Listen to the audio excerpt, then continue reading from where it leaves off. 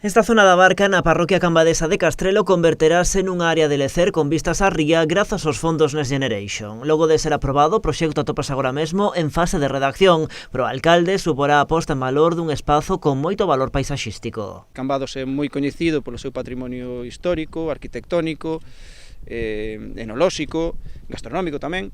pero as paisaxes que temos en Cambados ás veces son pouco coñecidas. Vedes que temos un acceso deficiente, pois a actuación consistiría precisamente en eso, en arranxar o acceso e habilitar aquí unha área de descanso, de observatorio de aves e de mirador sobre a ría. A proposta de Cambados inclúe ademais outro miradoiro en Castrelo, puntos de recarga de bicicletas eléctricas e varias zonas wifi. Todo este paquete de melloras inclúese dentro do plan turístico sostible da Mancomunidade do Salnés, que ten que xestionar ao longo deste ano máis de 2 millóns de euros procedentes dos fondos europeos. O plan de turismo sostible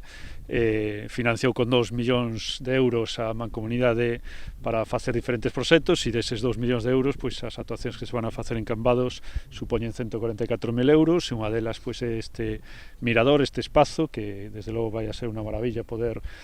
telo e disfrutalo por parte non só dos turistas sino tamén dos propios veciños e veciñas. O alcalde aproveitou a visita para presentarlle ao delegado outros proxectos nos que está a traballar o Concello. Vaise solicitar unha axuda europea para a rehabilitación de 2 edificios públicos, a Cámara Agraria e o Pabillón do Pombal. Imos a solicitar o amparo de líneas europeas, concretamente agora estamos traballando nun do plan de rehabilitación de edificios públicos, no que imos a incluir 2 edificios, que serían a antigua Cámara Agraria, que sabedes que adquirimos o ano pasado e que vamos a dar un uso lúdico cultural,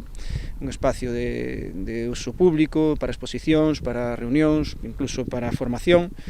e tamén o Pabillón do Pombal, onde necesita tamén a sustitución da coberta, que está deteriorada, a iluminación, sustituída por unha iluminación máis eficiente e sostible,